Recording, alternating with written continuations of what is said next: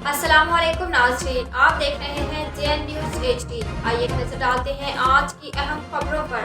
Breaking news, अल कमाल marriage hall तलम्बा में मौलाना Tariq Jameel foundation का तीसरा सालाना प्रोग्राम इनकाद पजीर हुआ, जिसमें फाउंडेशन के मौजूद मेंबरान, असातिज़ा कराम, उलमा कराम और दूर नज़दीक से आए मेहमानों ने शिरकत की, जिसमें स्टेट सेक्रेटरी ने फाउंडेशन का तारुफ करवाया, जिसमें बताया गया कि हर माह राशन की तकसीम, सिलाई मशीन प्रोग्राम, सेहत प्रोग्राम, तालीम प्रोग्राम, स्कॉलरशिप प्रोग्राम, महाना वजीफा, व्हील चेयर की तकसीम और घर बनाने का प्रोग्राम और इसके अलावा फ्लड एरियाज में नए घरों की तामीर जैसे प्रोग्राम शामिल हैं। इस प्रोग्राम में मौजूद मेहमान शहदाद कोर्ट से आए हुए मुफ्ती अब्दुल गनी ने बयान किया और MTJ के तमाम काम जो सैलाब के दिनों में किए गए उनका शुक्रिया अदा किया।